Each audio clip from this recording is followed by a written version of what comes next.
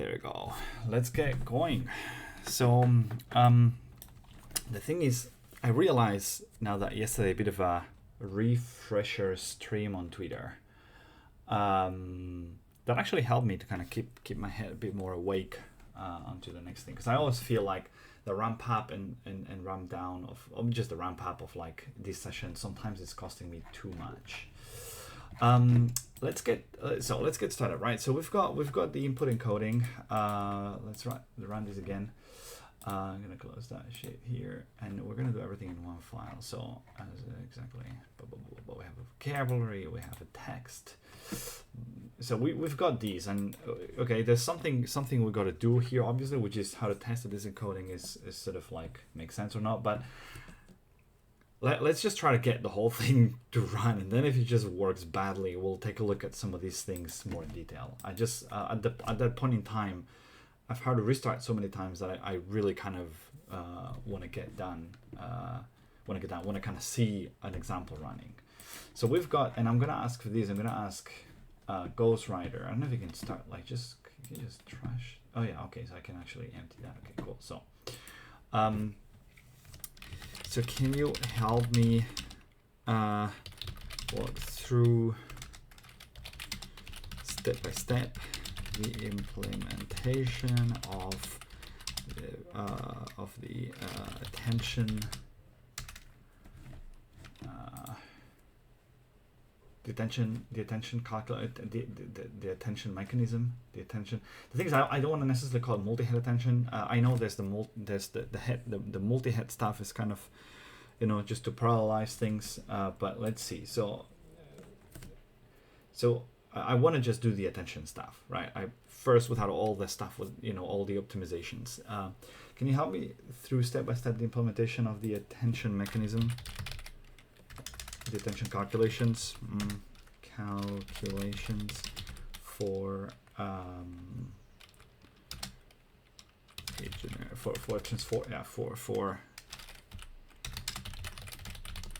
model. My starting point is a, so what's my starting point? My starting point is a list of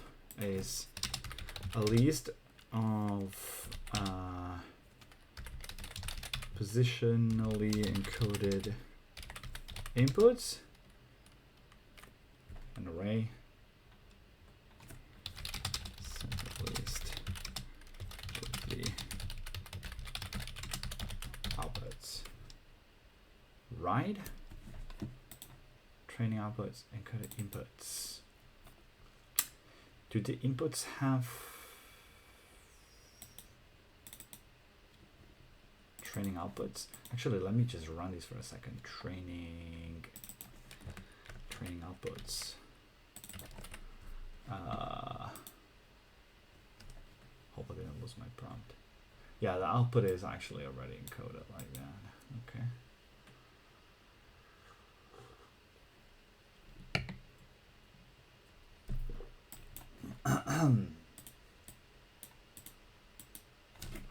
So coming step by step with descriptions, code snippets. I'm not so sure if Ghostwriter is really kind of tuned for this kind of conversation. I have the feeling it just kind of sometimes gets too much stuck into like modalities of like I want to take a look at the documentation. I want to take a look at, I don't know, code generation or something like that. Let's see.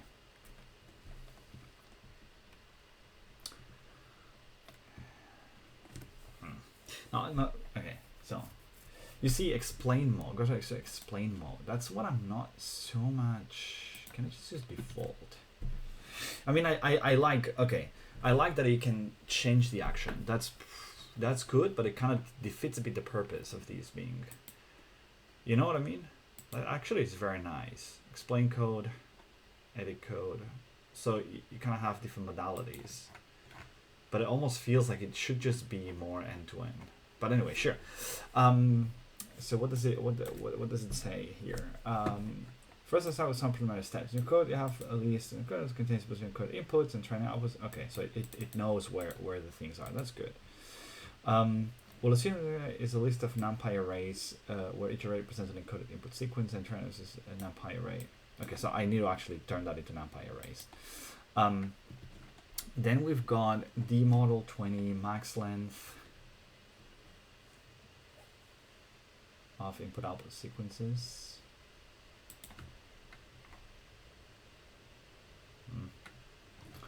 Whatever max len is it? Oh, there's no max len anywhere, right? So it's calculating that number of heads, number of attention heads. I don't want to. Okay, I didn't want to use the attention heads, but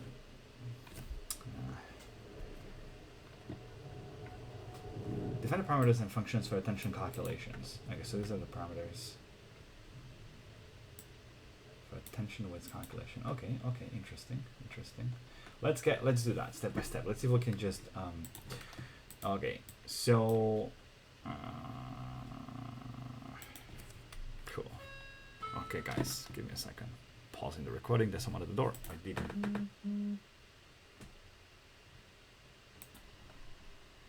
Okay, there you go. Okay, so we'll copy that. So let's do these. Again, this is just we'll just delete that, so that's fine.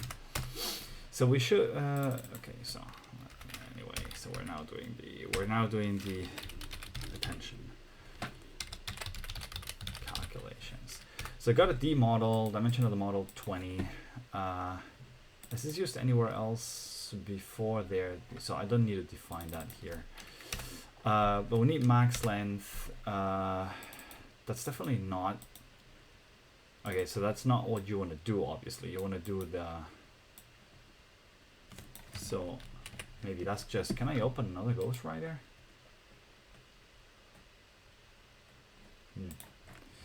So,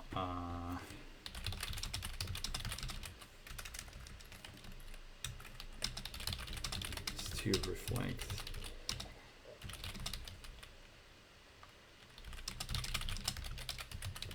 Oh, but I do have, we know the longest, it's window size, 5, right?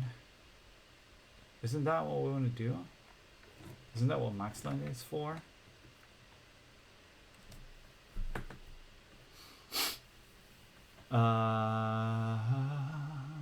No, it's not. Isn't that, yeah, it's not. The window size is window size. Max length, what is max length used for? What's max length used for? I don't think it's used anywhere. Fuck off, man. Num heads for whatever.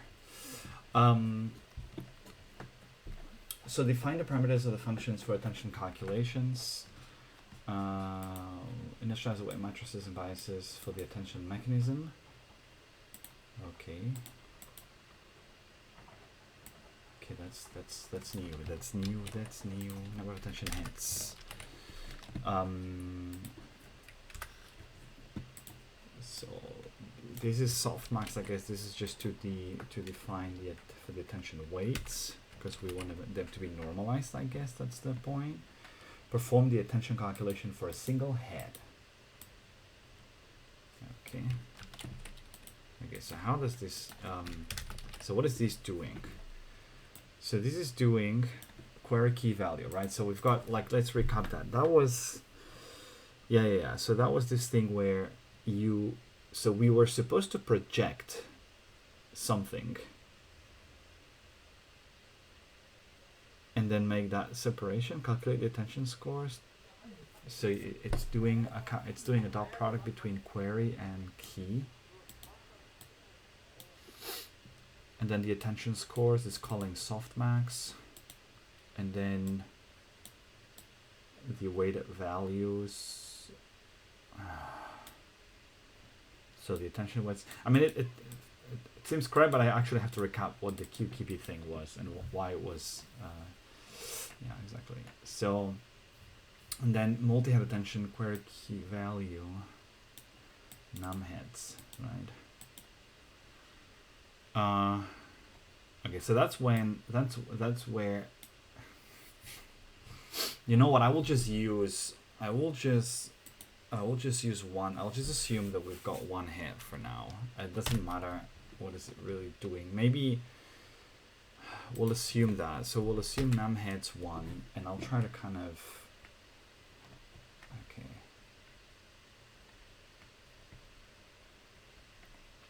So what is it? So what is this function doing? Is getting is so what I'm gonna do is I'm gonna comment that out, right? So head dimension is basically the model, isn't it?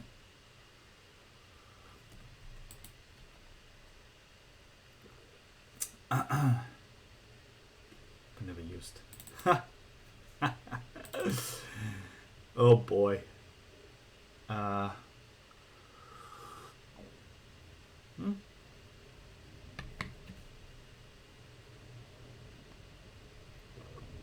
Num hits is 1. And multiple heads. That's what we're not gonna do. Okay, so we're just gonna assume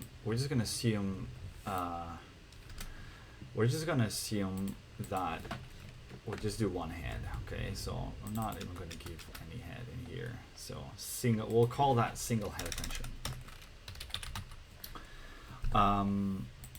So we've got the outputs, and then basically we just do the stuff for 1, right? So we don't do that. We don't need to concatenate anything. So the output is the output, and that should be easy to understand. So first we do a linear transformation on query, key, and value. So I guess that's the projection, right? I guess that's the projection. I guess. Then we're not splitting anything. So we're definitely not splitting anything. So the attention weights, and then basically we're not gonna, so attentions weighted values. So we're not iterating. So we're really not iterating. So we're just doing.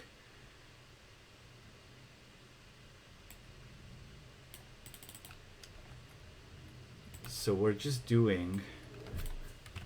So we're just doing. Trans query sounds bad. Trans query, trans key, and trans value. No, don't be dirty minded. And then we don't really need that, right? We don't really need these. So we perform the attention, and then weighted values, concat output, which is the output is these weighted values. So weighted values. So we're doing another linear transformation of the concatenated outputs. Weighted value. Okay, so we kept it much more simple. It should be easier to kind of reason about, right, and understand. Then we can add later on multi-head support and stuff like that. Single head attention. Okay, so what is it really doing? It's doing the dot product of, so whatever we give it here, right? Then we'll see whatever we give it here. I think that's, again, it's the input. It's the input stuff, right? So it's doing a projection, and then it's trying to find the attention based off of these, right? So I don't remember, what is it? So query and key. So it's trying to calculate, it's taking query and key and then calculating the attention scores with these two things. And then it calculates attention weight by applying softmax to the scores. And then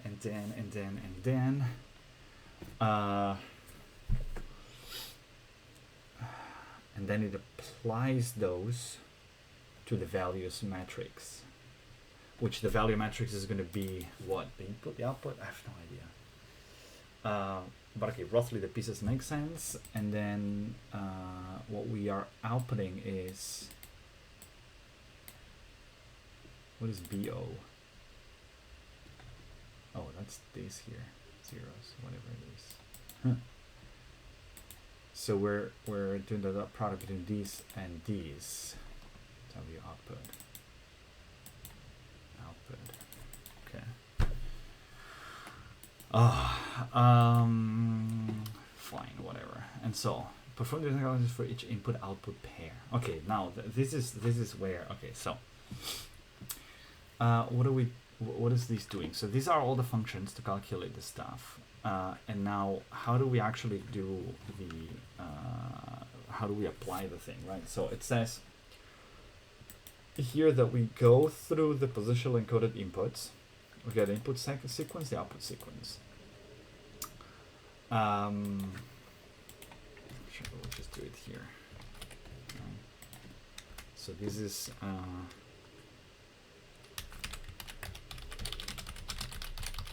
run the calculations, and this is just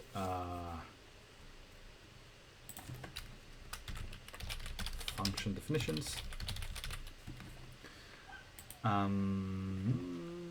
So we run with input sequence, output sequence. Perform the attention calculation. So attention calculation for each position in the input output sequence. Okay, okay. So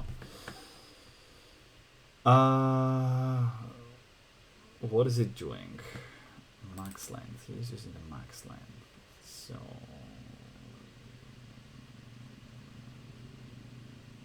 for each position, query. So takes the query and it takes the input sequence of this position, query and key.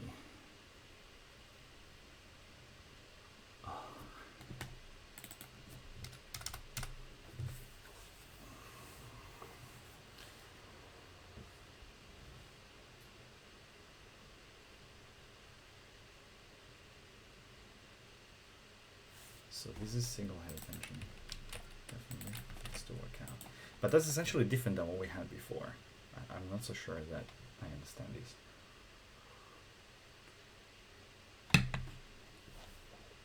So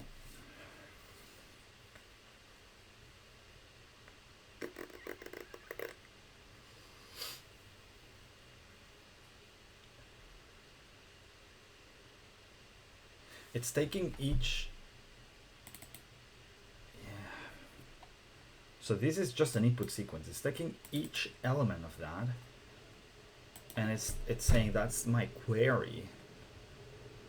That's my query tensor. And then as a key, it's taking the output sequence. And so in this example, we calculate attention weights. And weighted values for its position in the input-output sequence. The attention weights represent the importance of each token in the input when generating the corresponding output. The weighted values are the context vectors obtained by applying attention weights. The weighted values are the context vectors obtained by applying attention weights to the input sequence. So this is a very basic example of attention calculation, but you may need to consider all the factors such as masking and position encoding to improve the performance of it. Okay, but that seems too simple. So this is basically, it's taking a tokenized and positionally encoded input, and then it's checking, it's doing the attention. But then what?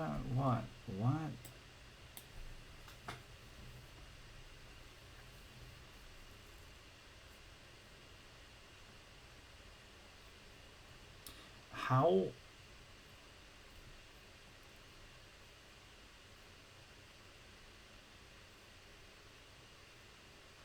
So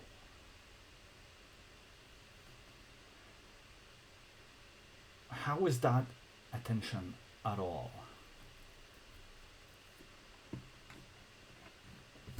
I know I've asked that myself again in the past, and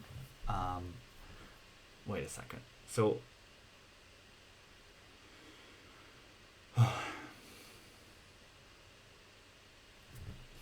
so you have some random query and key matrices, right? So you're essentially basically taking that input, projecting it against these, right?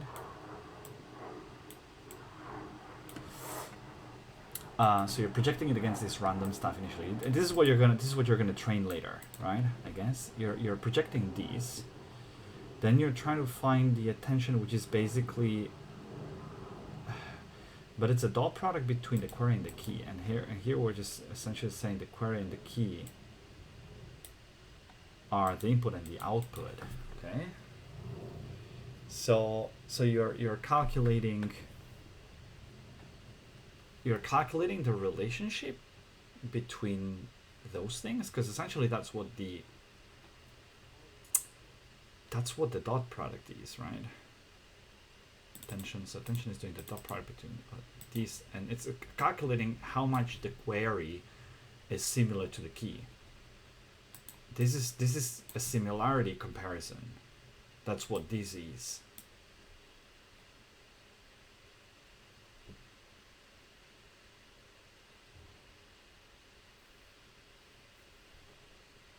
This is a similarity comparison.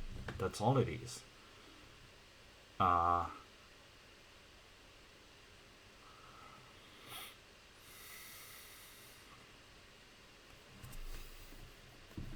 So how come? So why is the attention score basically a similarity comparison between an input token and the output?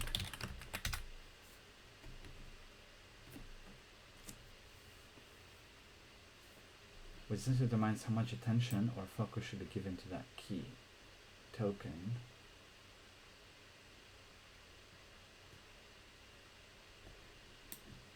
It should be query token, right? And then you just got attention weights.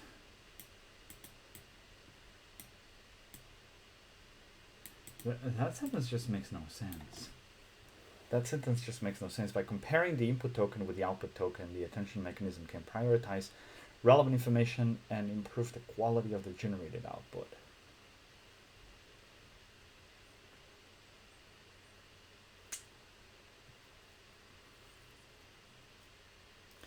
I mean, I'm missing kind of what is it that you're optimizing for, right? So this is just some kind of similarity like thing.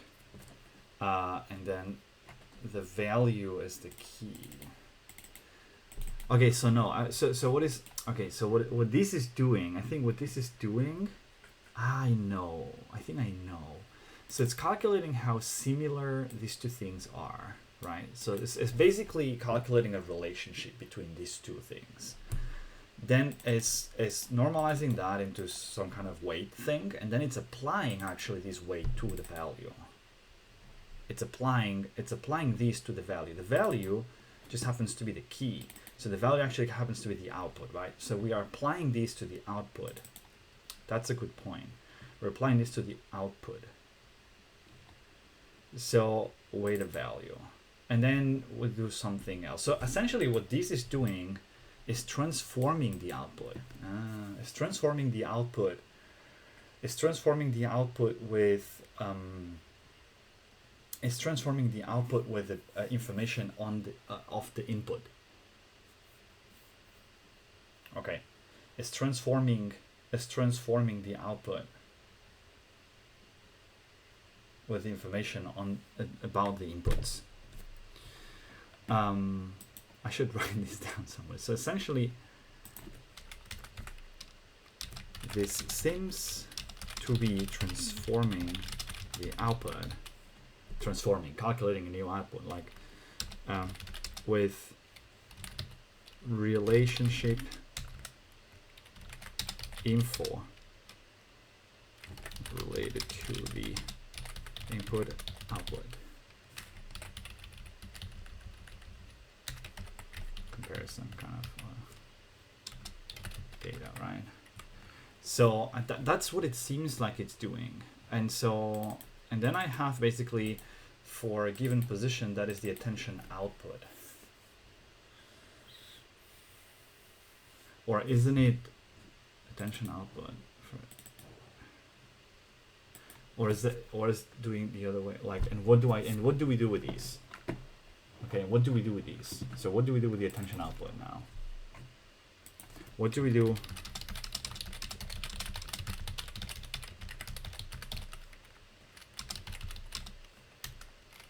Afterwards, I think that's I believe. So the attention output, we've got this attention outputs for each position. So essentially for each pair of input position, input position, input position, right? Now remember, this position actually encodes information at the same time of its own relative position within the window, right? So that's in the encode. After calculating the attention output for each position, the code simply prints the attention. It provides a way to visualize the attention weights and understands how the attention mechanism is working in the context. I mean, okay, fine. Let's maybe we should just try to run this and see if and see visualize attention weights and understand how the attention mechanism is working in the context of a given input and sequence. The print output can be used to analyze the effectiveness of the attention mechanism in capturing relevant information from the input sequences. But yeah, we still rely on this kind of random initialization, right? Here, so we rely on this random initialization. So how do we train that is the question, right? But maybe for position pose. So first of all, that should be essentially these. I don't think that's gonna run. I don't think that's gonna run. Of course, it's not gonna run.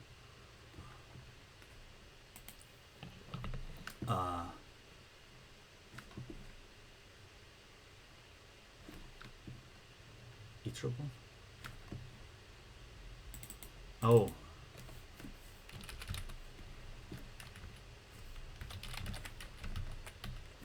I guess that's all I want to do. Boom. Oh, okay. It actually is running. Well, it's running. That's actually surprising. Anyway, attention output for the position 3. What the fuck though? Okay, so these are just okay. Some numbers. That's interesting. How can we visualize these a bit more? Position 0. Input sequence. I guess maybe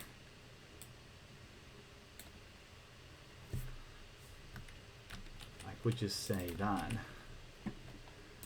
will basically print the actual thing, but I don't want, yeah, of course, but that's just input sequence. I would like to be able to recover the actual word. Maybe that's why people are using indices actually.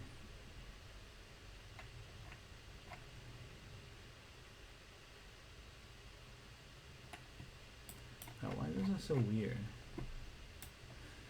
Okay, I need to figure out. Okay, so the next thing is, so let's try to figure out like if we can better visualize these. This is for the next session. To do is against the actual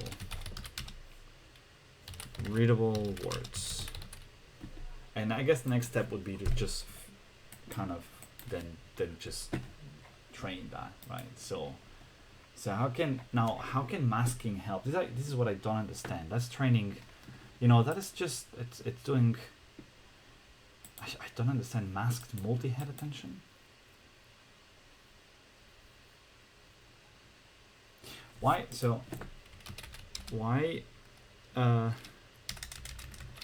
what is masked multi-head attention in comparison to the regular one?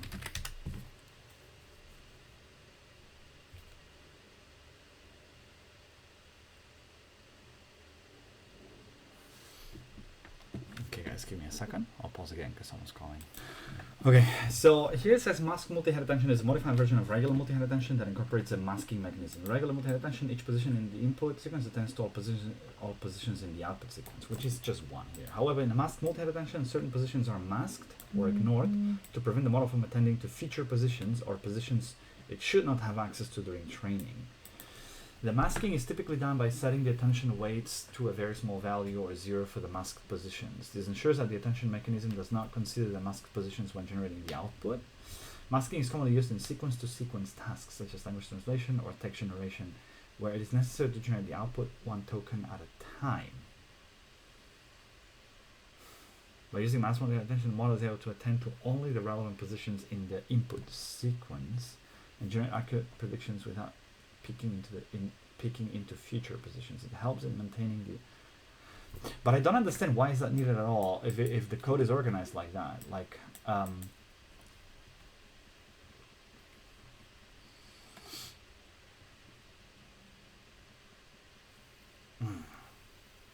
you know what I mean? I just don't understand why do you need that at all. Like, isn't that already doing these? Like the way this is organized?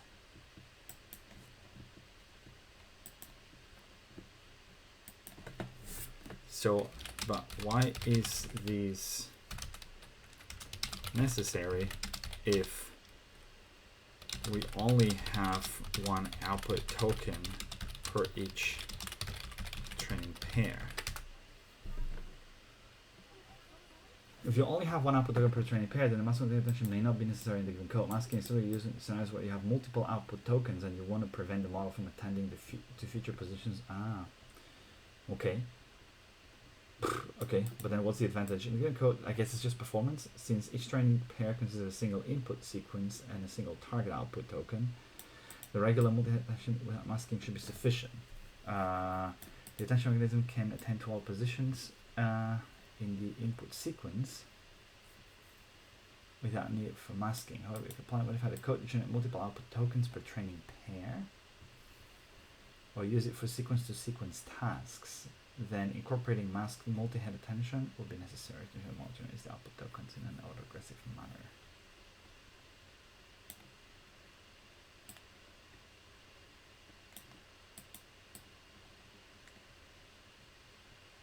Only the relevant input positions.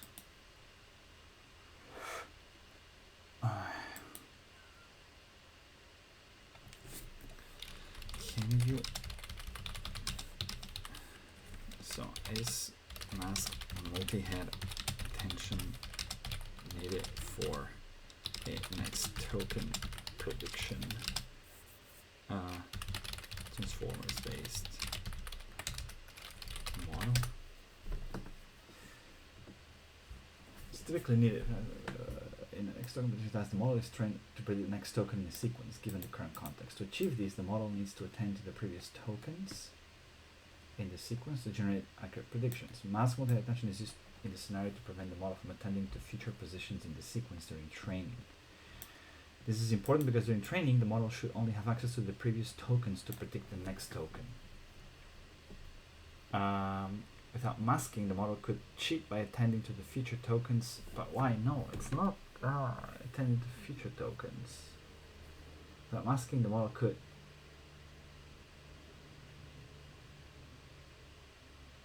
I just don't understand that, because from a data structure perspective,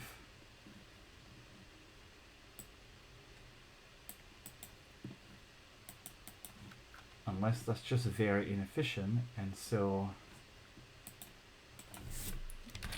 I'm not sure can happen.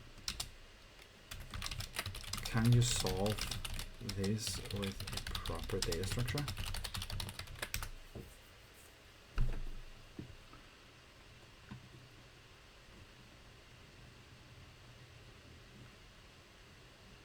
It says that, yeah, but so one common approach to handling next token prediction is to use an autoregressive training setup. In this setup during training, you provide the model with the input sequence up to the certain position and train it to predict the next token based in that context. The target output for each training example would token following the input sequence. The target output of each training example would be the token immediately following the input sequence. By providing the model with the correct input and type sequences during training, you effectively prevent the cheating. Okay, so that's, yeah, okay. The model learns to generate the next token based solely on the provided context or any knowledge. Okay. So I guess the masking is... Okay, the masking is probably used to then optimize this, right? Because I guess if you just give the model then longer inputs and longer outputs, and then you want to use the mask to kind of just train portions of these instead of doing the splitting and having too many pairs, that is like a lot of redundant. Because the thing is, because you have this text and you keep sliding the window, right? But then obviously the window kind of has, you know, it's going to have first 3 and 1, it's going to have these 3 and this one. And so that is a lot of kind of repetition in terms of the data structure. So I assume that the mask version of the multi-head attention is just used to then say, look, I'm just going to split these into like chunks, like bigger chunks, right? Like these and then that output, and then do basically less iterations, right? I guess that's the point. But for the sake of learning, I think that is just fine. So we don't need the mask. We don't need the masked version of attention because our inefficient data structure. Okay, at least I think that makes sense. See you in the next session.